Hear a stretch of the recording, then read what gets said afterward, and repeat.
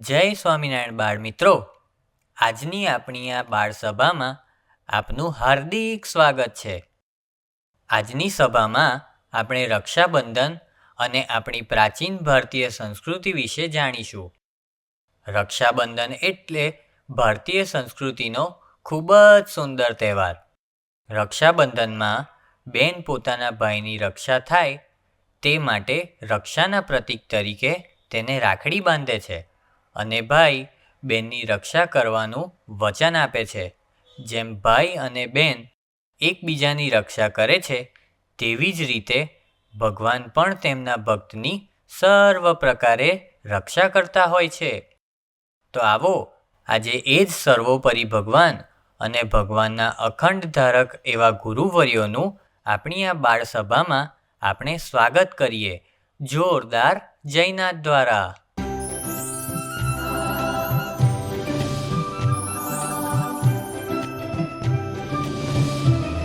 સ્વામિનારાયણ ભગવાનની જય. અક્ષર પુરુષોત્તમ મહારાજની જય. ગુણાતીતાનંદ સ્વામી મહારાજની જય. ભગતજી મહારાજની જય. શાસ્ત્રીજી મહારાજની જય. યોગીજી મહારાજની જય. પ્રમુખ સ્વામી મહારાજની જય.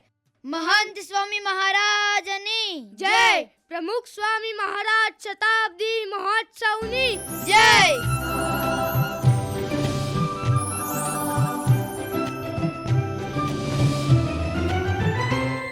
વાહ બાળ મિત્રો, ખૂબ ઉત્સાહપૂર્વક જયનાથ ગજાવી. શું તમને ખબર છે? પ્રખ્યાત હાર્વર્ડ યુનિવર્સિટીના એક લેખક અને પ્રોફેસર ડૉક્ટર હાર્બર્ટ બેન્સન નોંધ કરે છે કે દિવસ દરમિયાન 20 મિનિટ ભગવાનનું નામ સ્મરણ કરવાથી શરીરમાં ઊર્જા અને તાજગી મેળવી શકાય છે. તો ચાલો આપણે પણ ભગવાનનું નામ સ્મરણ ઉત્સાહપૂર્વક કરીએ અને આજની સભાના ધૂનગાનમાં જોડાઈ જઈએ.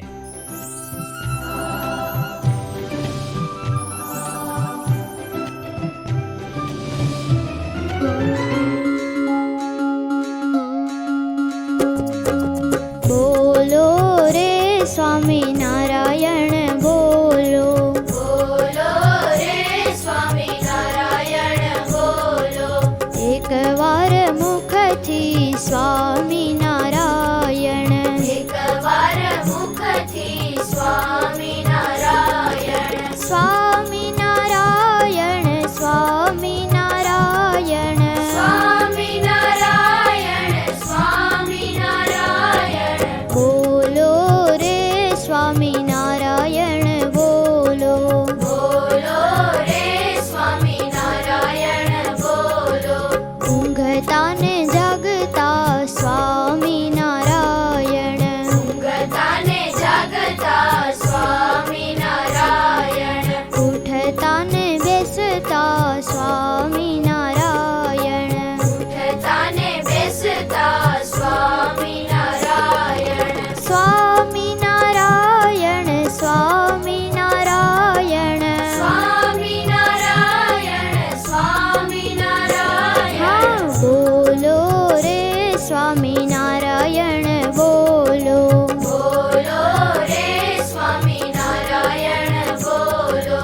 નાતા ને ધોતા સ્વામિનારાયણ. નાતા ને ધોતા સ્વામિનારાયણ. ખાતા ને પીતા સ્વામિનારાયણ. ખાતા ને પીતા સ્વામિનારાયણ. સ્વામિનારાયણ સ્વામિનારાયણ.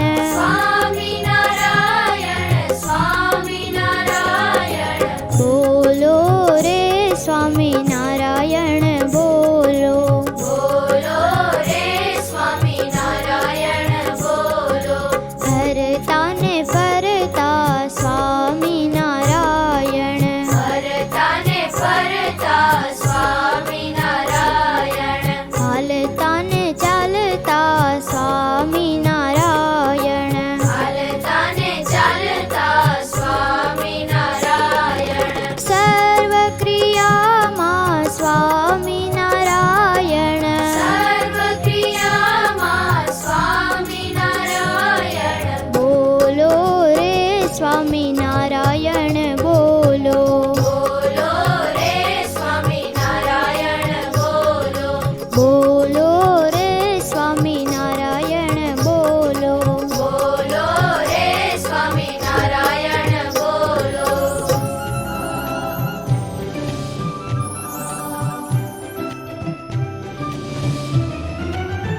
ખૂબ સરસ બાળમિત્રો, તમારા બધાનો ઉત્સાહ જોઈને તો મારો ઉત્સાહ પણ બમણો થઈ ગયો છે. બાળમિત્રો, પ્રહલાદને જ્યારે મુશ્કેલી પડી હતી ત્યારે તેમની પ્રાર્થનાથી ભગવાને તેમની હોલિકા અને હિરણ્યકશ્યપથી રક્ષા કરી હતી. તો આવો આપણે પણ સરસ મજાની પ્રાર્થનામાં જોડાઈએ કે જેથી ઘનશ્યામ પ્રભુ પણ આપણી સર્વ પ્રકારે રક્ષા કરે.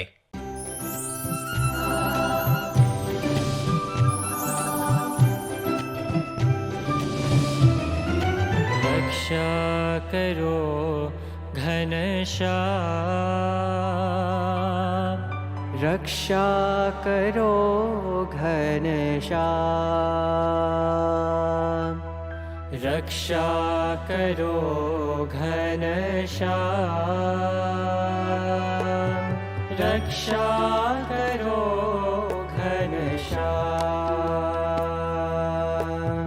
रक्षा करो घनश्याम, रक्षा करो घनश्याम.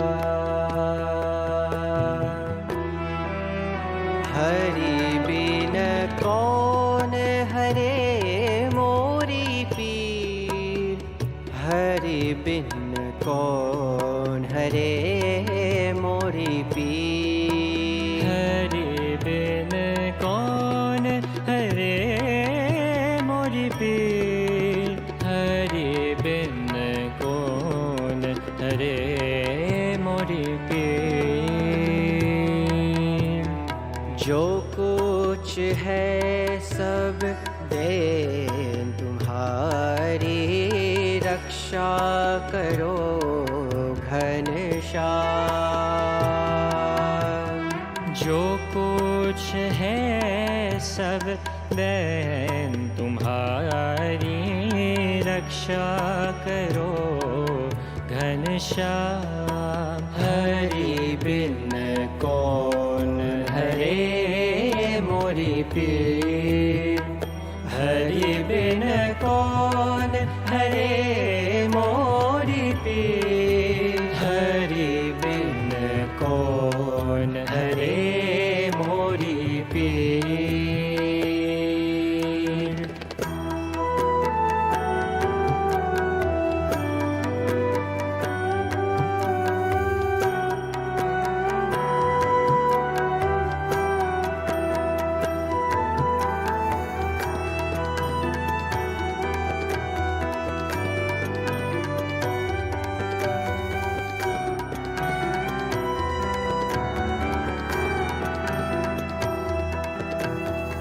रोग कष्ट सब दूर करो, हरि बिनती करत घनश्याम. सा धनि सा रे ग रे सा नि ध, धनि रे ग म रे सा नि सा धनि सा.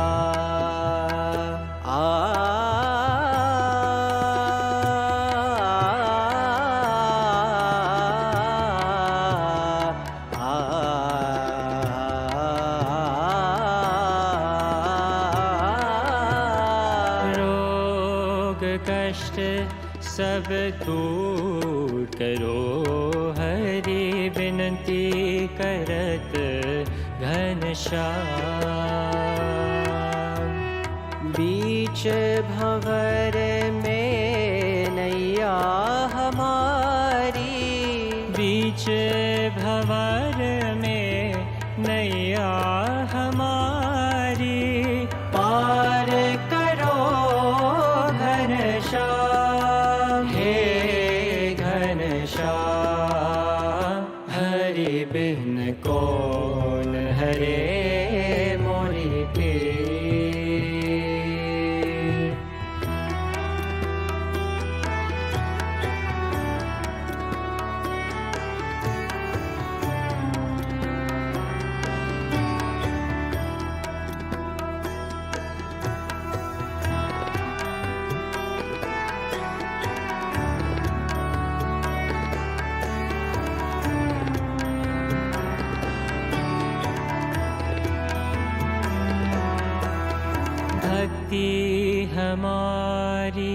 अधूरी न रहे जाए, डर लगत घनश्याम। घनश्याम घनश्याम घनश्याम।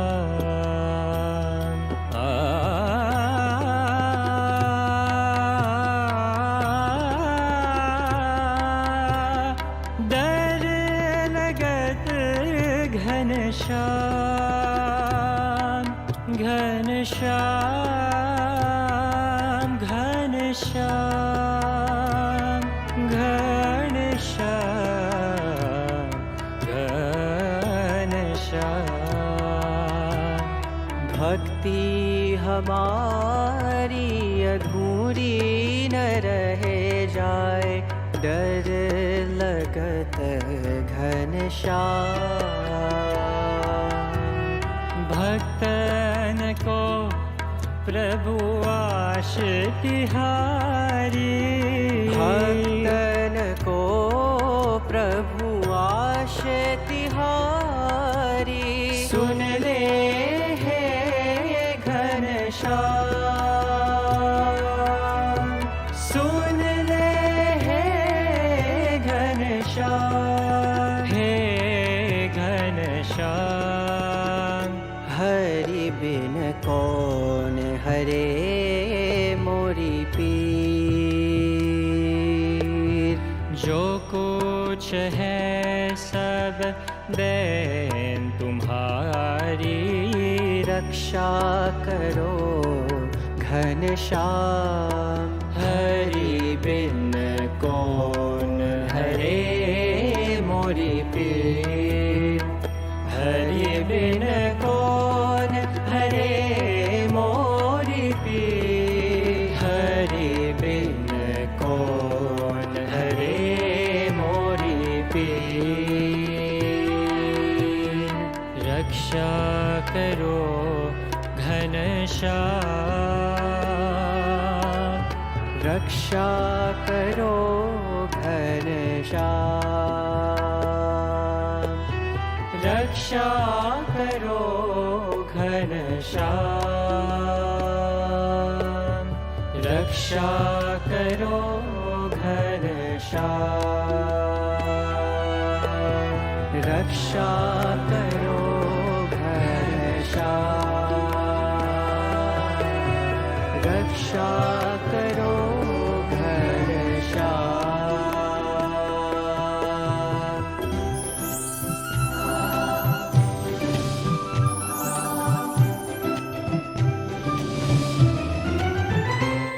બાળ મિત્રો, હવે વારો છે સમૂહગાનનો. તો આવો આપણે સૌ સમૂહગાનમાં જોડાઈ જઈએ.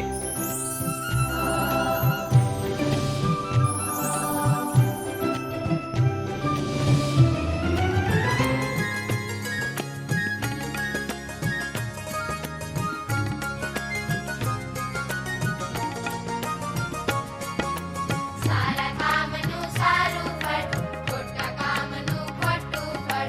સારા કામનું સારું ફળ, ખોટા કામનું ખોટું ફળ.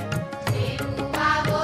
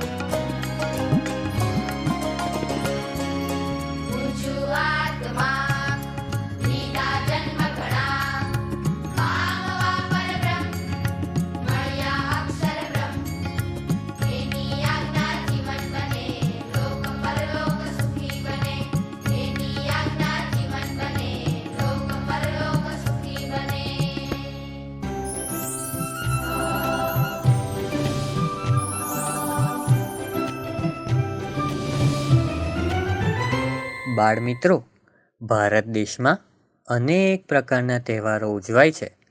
તહેવારો આપણી સંસ્કૃતિને દર્શાવે છે. તહેવારો પરિવારમાં સંપ વધારે છે અને તહેવારો ભારતીય સંસ્કૃતિના ભાગ છે.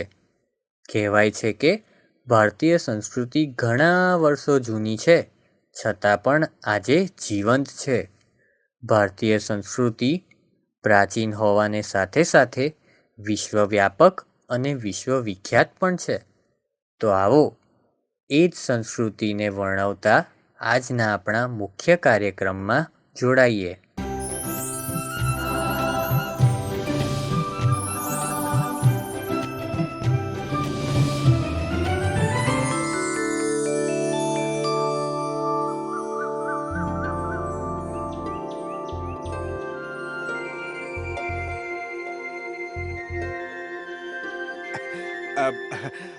हमारा स्कूल पूरे स्टेट में नंबर 1 है.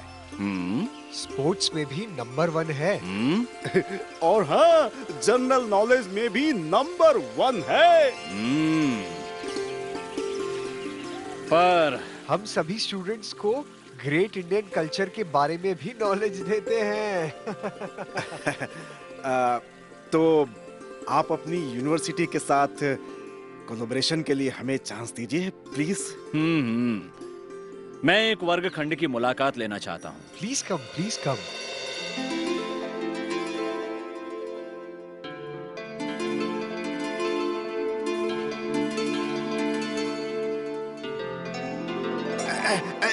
No sir, I come from this side. कहाँ जाना है मैं निश्चित करूंगा.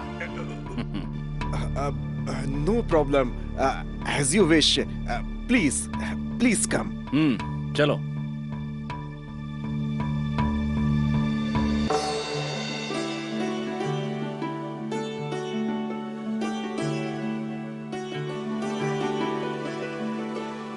Good morning sir. नमस्कार नमस्कार. सब बच्चों को प्रणाम. चलिए सब बैठ जाइए. So students, we are very fortunate that a very great German scholar has come to visit our school. Nice meeting you sir. Good morning, sir. You can ask us any question about Indian culture. My student. Sir, please. क्या please please लगा रखा है? क्या हुआ sir? मैं जानना चाहता हूँ कि आप सबको ये क्या हो गया है. What's wrong with us? English का भूत. जी क्या? Ghost of English. जब से यहाँ आया हूँ मुझे इम्प्रेस करने के लिए आप सब लोग इंग्लिश हार रहे हैं. मैं ओरिजिनल इंग्लिश बॉर्न हूँ, फिर भी हिंदी बोलता हूँ और आप सब सॉरी सर. फिर इंग्लिश. माफ कीजिएगा सर. सर माफ कीजिए. माफ कीजिए श्रीमान. आप कहना क्या चाहते हैं? पहले आप सब लोग बैठ जाइए. मैं ये कहना चाहता हूँ कि आप सब हिंदू अपना सब कुछ न्यून क्यों मानते हो? क्या? सच कह रहा हूँ. विश्व की एक महान संस्कृति के उत्तराधिकारी होकर आप माना कि इंग्लिश भाषा है, जरूर सीखनी चाहिए, पर एक भाषा की इतनी गुलामी. तो हम क्या कर सकते हैं गुरुजी? अपनी संस्कृति की महिमा को जानो और अपना आत्मविश्वास बढ़ाओ. तनिक ये तो बताओ कैसे. समझाता हूँ. हिंदू संस्कृति की महिमा का एक विषय है विश्वव्यापी संस्कृति. मैं पिछले 20 सालों से रिसर्च कर रहा हूँ. हिंदू संस्कृति उसके दिव्य ज्ञान विज्ञान के परिणाम स्वरूप पूरे विश्व में कई जगह फैली हुई थी. क्या बात कर रहे हो? पूरे विश्व में? जी हाँ. ये देखो, ये है हमारा भारत. सबसे पहले आसपास के देशों से प्रारंभ करें. ये है नेपाल. सन 2008 तक ये हिंदू राष्ट्र था. अनेक ऋषि मुनि और राजा जनक यहाँ जन्मे थे. यहाँ आज भी हिंदू परंपराएं विद्यमान हैं. ये है श्रीलंका, राजा रावण की स्वर्ण नगरी. ये पुलस्त्य ऋषि की भूमि है. आज भी यहाँ अनेक मंदिरों में हिंदू संस्कृति जीवंत है. ये है बर्मा यानी कि म्यांमार. माना कि आज यहाँ हिंदू धर्म नाम शेष है, फिर भी कुछ प्रदेशों में होली और गणेश उत्सव मनाए जाते हैं और रामायण नाटक प्रस्तुत किया जाता है. ये है थाईलैंड. इसका प्राचीन नाम शियान था, जो संस्कृत शब्द श्याम से आया है। यहाँ के राजा आज भी स्वयं को भगवान श्री राम के वंशज मानते हैं। आज भी यहाँ ब्रह्मा, विष्णु, शिव, सरस्वती, गणेश आदि की मूर्तियां अनेक स्थल पर दिखाई देती हैं। ये है कंबोडिया। एक प्राचीन कथा के अनुसार कंबू ऋषि वहां गए थे। उनके नाम से कंबोज नाम आया था और जिसमें से आज कंबोडिया हो गया है। यहाँ की मेकांग नदी को आज भी कई लोग पवित्र मानते हैं। मेकांग का अर्थ है गंगा। हनुमान जी कंबोडिया के मानस देव हैं और रामायण वहां का राष्ट्रीय नृत्य। क्या हुआ गुरुजी? कुछ नहीं हुआ है मुझे बच्चों, कुछ नहीं हुआ है। जब जब अंग कोरवाट की बात मन में आती है, मैं गहरी सोच में डूब जाता हूं। हाँ, ये देखो, ये है वहां का 22 स्क्वायर किलोमीटर में फैला हुआ विष्णु मंदिर। 22 स्क्वायर किलोमीटर्स। हाँ, राजा सूर्यवर्मा ने इसे बनवाया था। ये विश्व का सबसे विशाल प्राचीन हिंदू मंदिर है। इसका वर्णन शब्दों में नहीं किया जा सकता। अद्भुत, दिव्य, अलौकिक, अति सुंदर, अति मनोहारी, भव्य। न भूतो न भविष्यति। अब ये देखो, ये है मलेशिया, जिसका प्राचीन नाम था मालद्वीप यानी पर्वतों का प्रदेश। आज भी यहाँ के मुस्लिम राजा के नाम के आगे श्री पादुका शब्द लगाया जाता है। और हाँ, एक मान्यता के अनुसार मलेशिया में स्थित सिंगापुर शहर की रचना मूल भारतीय राजा दलपत सिंह ने सिंहपुरा नाम से की थी। और ये इंडोनेशिया तो प्राचीन काल में स्वर्ण द्वीप कहा जाता था, जो कई वर्षों तक हिंदू राष्ट्र था। यहाँ की एयरलाइंस का नाम गरुड़ एयरवेज है। भगवान विष्णु के वाहन गरुड़ को यहाँ राष्ट्रीय गौरव माना जाता है। और तो और, यहाँ की करेंसी पर भी गरुड़ और श्री गणेश जी ही हैं। और ये है जावा देश, जहाँ पर एक समय संपूर्ण हिंदू संस्कृति थी। हमारे पूर्वज यहाँ तक व्यापार करते थे और अगस्त्य ऋषि का पूजन यहाँ प्रचलित था, ऐसा कुछ संशोधनकर्ता मानते हैं। जावा एवं इंडोनेशिया में स्थित प्रम्बनान मंदिर पर ब्रह्म शब्द का अपभ्रंश है, जो एक दो नहीं 240 मंदिरों का समूह है। ये देखो, इन मंदिरों के अवशेष, है ना आश्चर्य? हाँ बच्चों। और ये है सुमात्रा देश। सुमात्रा देश का प्राचीन नाम श्री विजय था। यहाँ भारतीय राजा सुमित्र ने शासन किया था। ये बाली एक टापू है। यहाँ का प्राचीन गरुड़ विष्णु कैनकाना यानी GW के मंदिर आज भी सबको आकर्षित करता है। आज भी यहाँ हिंदू विधियां और रामलीला जीवंत है। ये है जापान। Made in Japan. अय्यो, जापान तक भी हिंदू संस्कृति पहुंची थी। मेड इन जापान में ही नहीं, मेड इन कोरिया और मेड इन चाइना, सभी जगह हिंदू संस्कृति पहुंची थी। शांति से सुनो। हाँ, तो कहा जाता है कि इस जापान देश में सूर्यवंशी राजा राज्य करते थे। यहाँ आज भी प्रचलित 7 देव हिंदू संस्कृति के देवगण से मिलते जुलते हैं। जापानीज विद्वान काकुजो ओकाकुरा कहते हैं कि प्राचीन काल से भारत ने पूरे विश्व में विज्ञान सरिता को बहाया है। अब बारी है कोरिया की। बहुत वर्षों पूर्व कोरिया संस्कृत भाषी प्रदेश था। अयोध्या के एक राजा को स्वप्न में ऐसा संदेश मिला कि कोरिया के एक राजकुमार से अपनी पुत्री का विवाह कराएं। फिर सन 48 में उस राजा ने अपनी पुत्री का विवाह राजकुमार किम सारो से किया। किम सारो नाम में सूर्य शब्द का भावार्थ छिपा है। साउथ कोरिया के एक राष्ट्र प्रमुख किम डाइजंग ने इस बात को स्वीकार किया है। वे खुद को अयोध्या की रानी के वंशज मानते हैं और उस रानी हियो वांग की कब्र साउथ कोरिया में ग्रिम्हाई विस्तार में है। अब बारी मेड इन चाइना की। अरे बाबा, चाइना में भी हिंदू संस्कृति थी? हाँ, अरे भाई क्यों ना हो, वो तो हमारा पड़ोसी राज्य है। ये देखो, चीन के प्रख्यात लेखक डॉक्टर लिन युटांग कहते हैं धर्म और साहित्य में भारत चीन का शिक्षक था। चीनी परंपरागत शास्त्र चुकिंग में वर्णन है कि चीन के निवासी ईसवी सन पूर्व 2900 में पूर्व के पहाड़ी प्रदेश यानी कि कश्मीर, लद्दाख, पंजाब आदि से वहां गए थे। इसलिए चीन के संगीत, खगोल शास्त्र, औषध शास्त्र, योग शास्त्र आदि सब पर हिंदू संस्कृति का तीव्र प्रभाव है।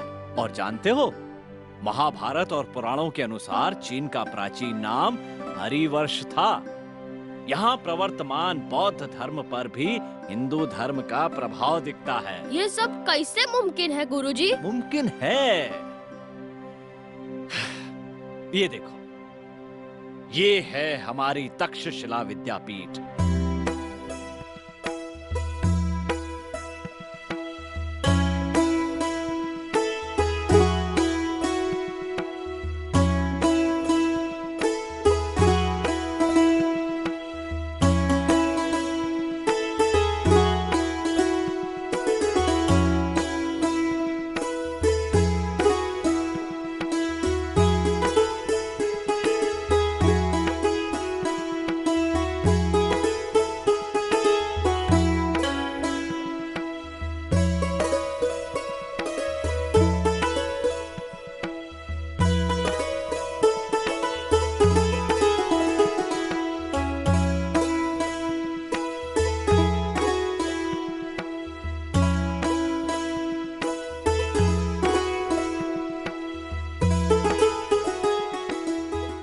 Babylonia, Greece, Syria, Arabia, China आदि अनेक देशों से हजारों लोग हमारे यहाँ पढ़ने आते थे। मतलब क्या हुआ? हाँ, बोलो, मतलब क्या हुआ? और ये देखो, ये है silk road, Europe, China, India, Russia आदि देशों को जोड़ता हुआ मार्ग। इससे जुड़े सारे देशों के लोग व्यापार हेतु से एक दूसरे के संपर्क में आते थे और ऐसे सांस्कृतिक परंपराओं का आदान प्रदान होता था। बोलो, मुमकिन है कि नहीं? सॉरी गुरुजी। फिर सॉरी? माफ कीजिए। ये सब कैसे मुमकिन है, यही ना? तो सुनो, ये तो मेरा सबसे अधिक प्रिय विषय है। हाँ, अब चलो रशिया पहुंच जाते हैं। जानकर आप सबको आश्चर्य होगा कि रशिया के वोल्गा विस्तार के स्टाराया माइना गांव से थोड़े ही वर्ष पूर्व भगवान विष्णु की मूर्ति प्राप्त हुई है। गीता, उपनिषद, हितोपदेश जैसे कई संस्कृत ग्रंथ रशियन भाषा में अनुवादित हुए आज भी प्राप्त होते हैं। रशियन चिंतक लियो टॉल्स्टॉय भारतीय ज्ञान से अति प्रभावित थे। रशिया का एक प्रदेश है साइबेरिया। प्राचीन समय में वो शिविर प्रदेश कहा जाता था। एक मान्यता अनुसार वहां पर हजारों मंदिर थे। हजारों मंदिर? हाँ, पर समयांतर पर वहां ज्वालामुखी फटने से नामशेष हो गए।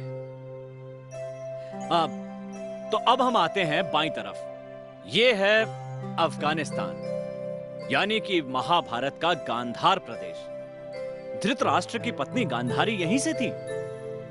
ये देश सन 1000 तक भारत से जुड़ा हुआ था और जयपाल यहाँ का आखिरी हिंदू राजा था। ईरान की बात तो सबसे आश्चर्यकारी है।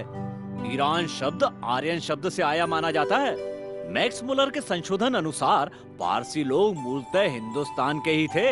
उनके धर्म ग्रंथ अवेस्ता में यज्ञ, यम, वरुण देव, वायुदेव, हनुमान और अर्जुन आदि की कथाओं से बिल्कुल मिलती जुलती बातें वर्णित हैं। ये देखो, बीबीसी द्वारा निर्मित डॉक्यूमेंट्री में दिखाया गया है कि भारत और ईरान की संस्कृति के अवशेषों में कितना साम्य है।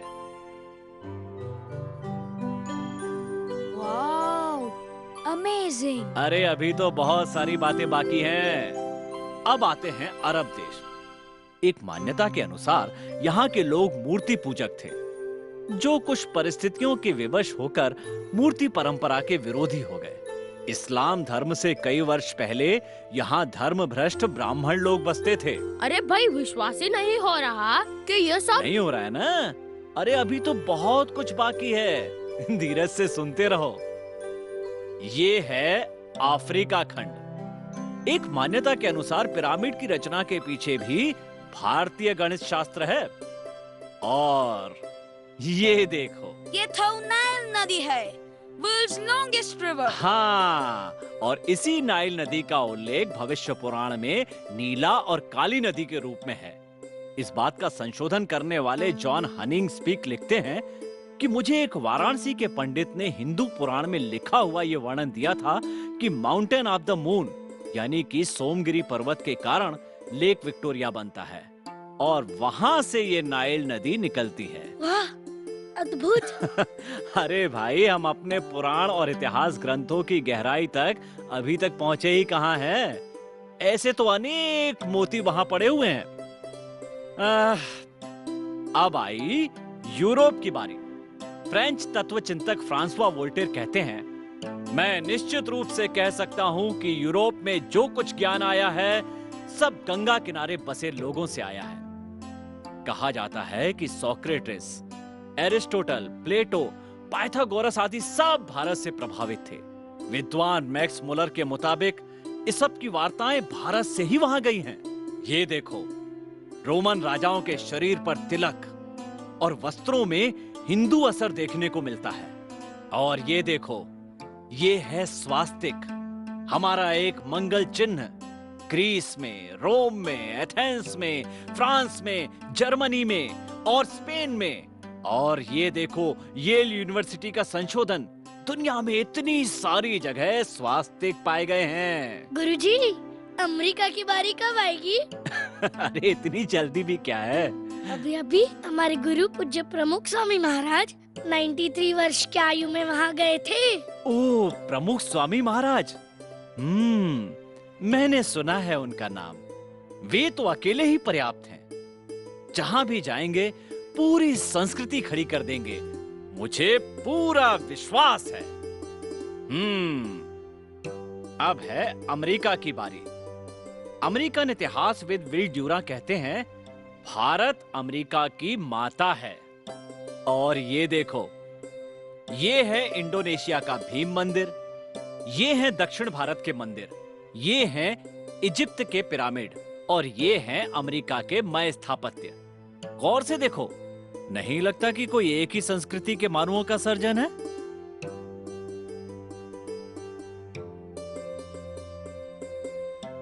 अरे इसी विषय में अधिक जानने के लिए तो मैं दुनिया में फिर रहा हूँ और मुझे डीएनए टेस्ट में भी आगे बढ़ना है। ये तो एक्स्ट्रा ऑर्डिनरी सब्जेक्ट है। ब्रह्मदेव जी, ऑस्ट्रेलिया तो रह गया। थोड़ा प्रयास आप भी कीजिए। एक क्लू तो दीजिए। ये देखो, एक परंपरा अनुसार हजारों वर्ष पहले वो भारत से जुड़ा हुआ था।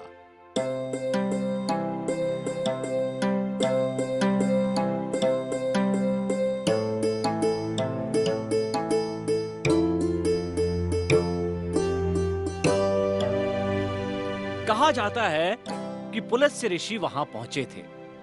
हिंदू संस्कृति का इतिहास कितने वर्ष पुराना है, ये बहुत बड़े संशोधन का विषय है।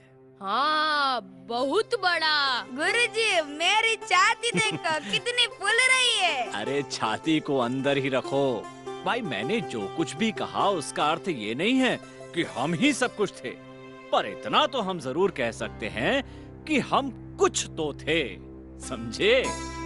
पर अब आप सबको भी इस विषय पर संशोधन करना चाहिए। हमें समय ही कहाँ मिलता है? तो जिन्होंने संशोधन किया हो उसे पढ़ो तो सही। ये देखो, Mark Twain, Arnold Toynbee, Albert Einstein, Annie Besant और ये देखो, Heisenberg, Oppenheimer, Emerson, Henry David Thoreau, Bernard Shaw. अरे मैंने तो कुछ ही नाम कहे हैं, पर ये देखो, hinduwisdom.com साइट, विश्व के ख्यातनाम 500 से अधिक चिंतकों ने भारत की प्रशस्ति की है। हाँ,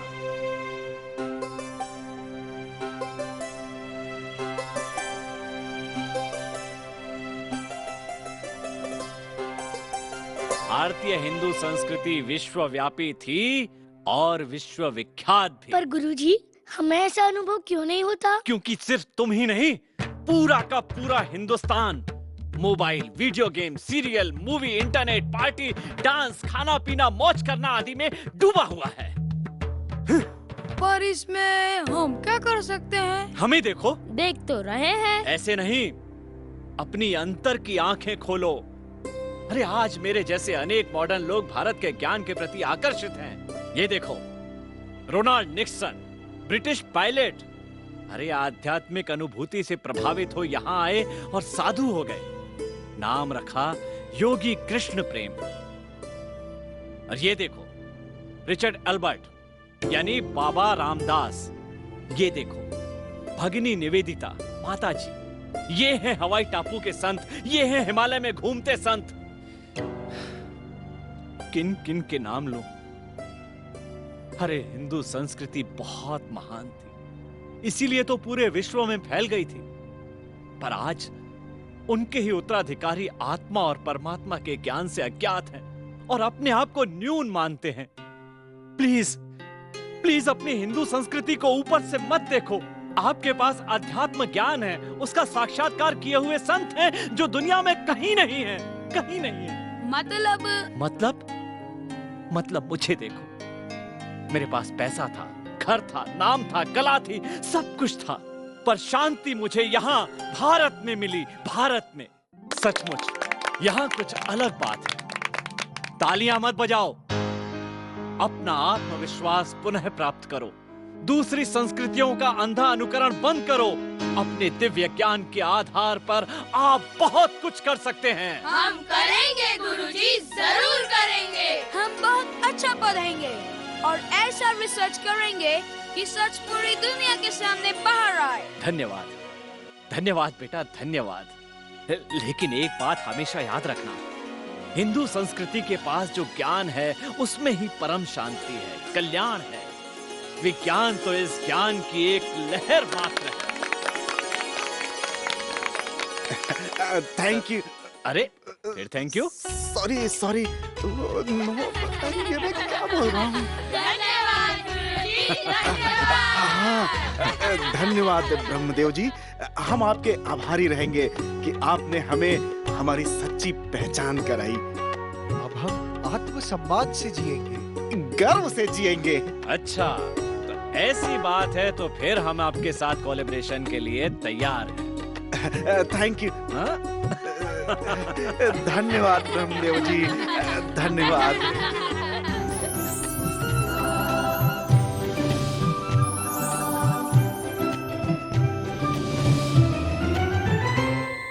બાળ મિત્રો, હવે વારો છે તમારા બે મનપસંદ કાર્યક્રમોનો. બોલો તો કયા કયા? હા, વાર્તા અને રમત. તો આવો આજની સરસ મજાની વાર્તા સાંભળીએ અને ત્યારબાદ હું તમને કહીશ કે આજની રમતમાં આપણે શું કરવાનું છે.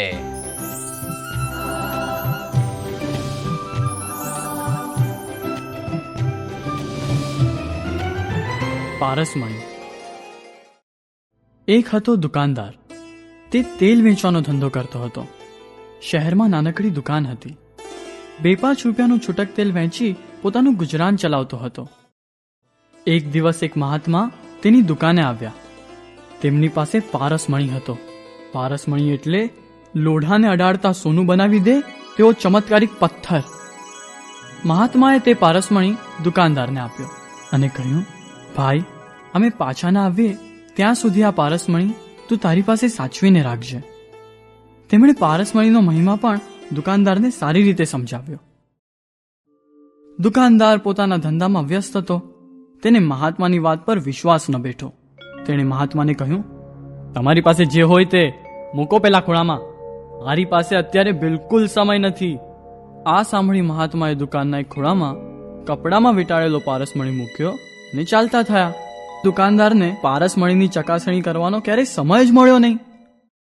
6 મહિના બાદ પેલા મહાત્મા પાછા ફર્યા. તેમણે મનમાં વિચાર કર્યો કે ચોક્કસ પેલો દુકાનદાર ખૂબ ધનવાન થઈ ગયો હશે. પરંતુ આવીને જોયું તો આશ્ચર્ય થયું. હજુ તે તો પહેલાની જેમ તેલ વેચવાનો જ ધંધો કરી રહ્યો હતો. મહાત્મા દુકાનદાર પાસે આવ્યા. પેલા પારસમણી વિશે પૂછપરછ કરી. દુકાનદારે કહ્યું, સ્વામી, તમારો પારસમણી પેલો પડ્યો ખૂણામાં, લઈ લ્યો તમારી જાતે. મારી પાસે અત્યારે બિલકુલ સમય નથી. મહાત્માએ જોયું તો પારસમણી તેમનો તેમ ખૂણામાં પડ્યો હતો. તેના પર ધૂળ વળી ગઈ હતી.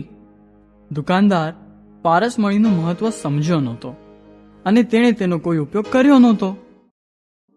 મહાત્માએ દુકાનદારને ફરીથી સમજાવીને કહ્યું, તારા 2 પૈસાના તેલના ધંધા માટે તું આ ચમત્કારી પારસમણીનું મૂલ્ય સમજી ન શક્યો. તારે જોવો છે આનો ચમત્કાર? જા, લોખંડના 1-2 ટુકડા લેતો આવ. પેલો દુકાનદાર ક્યાંકથી 2 લોખંડના ટુકડા શોધી લાવ્યો. મહાત્માજીએ પારસમણીને લોખંડના ટુકડા સાથે અઢાડ્યો અને ચમત્કાર સાથે બંને ટુકડા ચમકતા સોનામાં ફેરવાઈ ગયા. પેલો દુકાનદાર તો આંખો ફાડીને જોતો જ રહી ગયો. તે મહાત્માના પગમાં પડી ગયો. થોડો વધારે સમય પારસમણીને પોતાને ત્યાં રાખવા વિનંતી કરવા લાગ્યો. ત્યારે મહાત્માએ કહ્યું, 6 મહિના સુધી તારે ત્યાં પારસમણી રહ્યો, છતાં તું કાંઈ ન કરી શક્યો. હવે થોડા સમયમાં શું થઈ જવાનું છે? આટલું બોલતા મહાત્માજી પારસમણી લઈને ત્યાંથી ચાલતા થયા. તો બાળ મિત્રો, આ વાર્તાનો બોધ એ છે કે આપણને પારસમણી જેવો સત્સંગ મળ્યો છે, તેનું આપણે સૌ જતન કરીએ.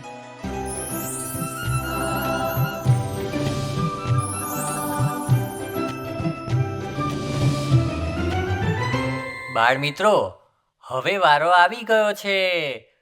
શેનો? હા, રમતનો. આજની રમતમાં તમારી સ્ક્રીન ઉપર તમને વિવિધ પ્રકારના તહેવારના અને અલગ અલગ રમતોના દ્રશ્યો દર્શાવાશે. તમારે એ તહેવાર અને રમતોને ઓળખવાની છે. તો તે માટે સૌ તૈયાર છો ને? તો આવો શરૂ કરીએ.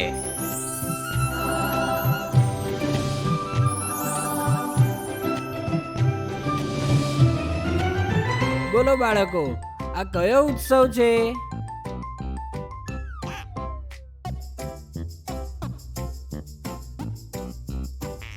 હા, હિંડોળા. તો બોલો બાળકો, આ કયો તહેવાર છે?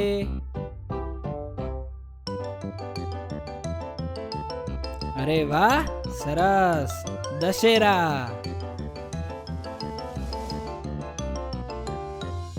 તો બોલો બાળકો, આ કયો ઉત્સવ છે? બરાબર, ગણેશ મહોત્સવ. તો બોલો બાળકો, આ કયો તહેવાર છે? વાહ, રથયાત્રા. બોલો બાળકો, આ કયો તહેવાર છે?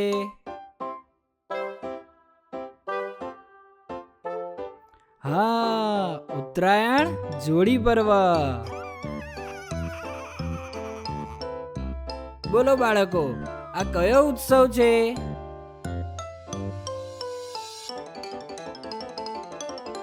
અરે સરસ, દિવાળી અને અન્નકૂટ ઉત્સવ. તો બોલો બાળકો, આ કઈ રમત છે? આ છે હોકીની રમત.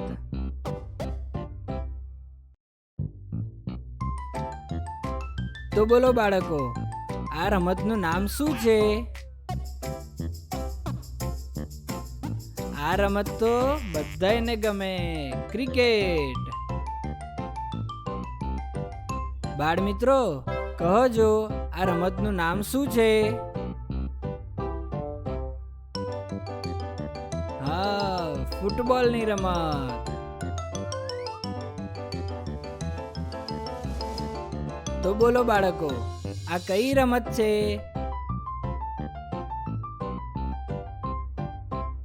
આ છે વોલીબોલની રમત. તો બોલો બાળકો, આ રમતનું નામ શું છે?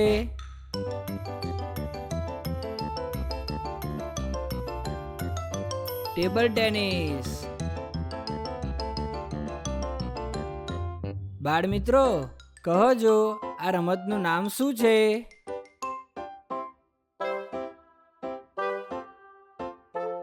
બેડમિન્ટન.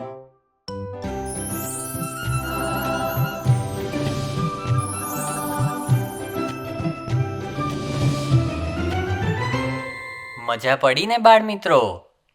તો આવો હવે સભાના અંત ભાગમાં ભગવાન અને ગુરુ હરિને આરતીથી વધાવીએ.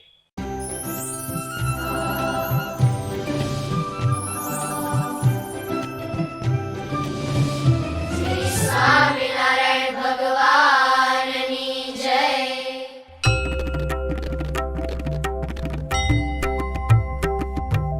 જય સ્વામિનારાયણ જય અક્ષર પુરુષોત્તમ, અક્ષર પુરુષોત્તમ જય, અક્ષર પુરુષોત્તમ જય, દર્શન સર્વોત્તમ જય સ્વામિનારાયણ.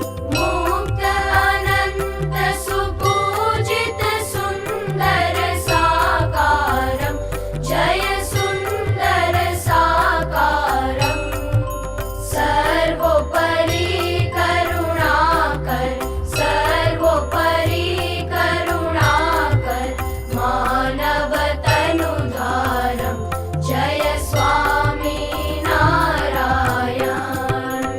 પુરુષોત્તમ પરબ્રહ્મ શ્રી હરિ સહજાનંદ જય શ્રી હરિ સહજાનંદ.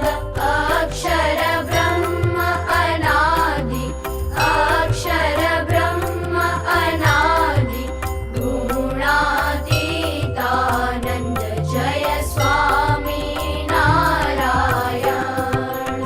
પ્રકટ સદા સર્વ કરતા પરમ મુક્તિદાતા જય પરમ મુક્તિદાતા.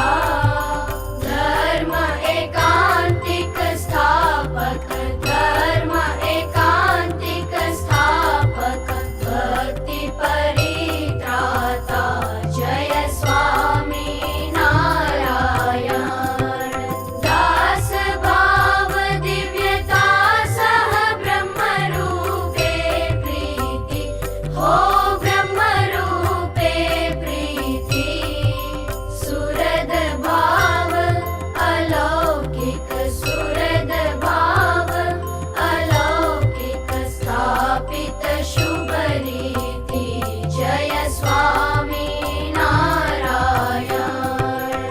ધન્ય ધન્ય મમ જીવન તવ શરણે સુફલમ, હો તવ શરણે સુફલમ. યજ્ઞ પુરુષ પ્રવર્તિત, યજ્ઞ પુરુષ પ્રવર્તિત, સિદ્ધાંતમ સુખદમ જય સ્વામિનારાયણ. જય સ્વામિનારાયણ જય અક્ષર પુરુષોત્તમ, અક્ષર પુરુષોત્તમ જય, અક્ષર પુરુષોત્તમ જય, દર્શન સર્વોત્તમ જય સ્વામિનારાયણ. જય અક્ષર પુરુષોત્તમ જય સ્વામિનારાયણ. गुणातीतं गुरुं प्राप्य ब्रह्मरूपं निजात्मनः, विभाव्य दासभावेन स्वामिनारायणं भजे. श्रीहरिं साक्षरं सर्वदेवेश्वरं, भक्तिधर्मात्मजं दिव्यरूपं परं. शान्तिदं मुक्तिदं कामदं कारणं, स्वामिनारायणं नीलकण्ठं भजे. श्रीहरिं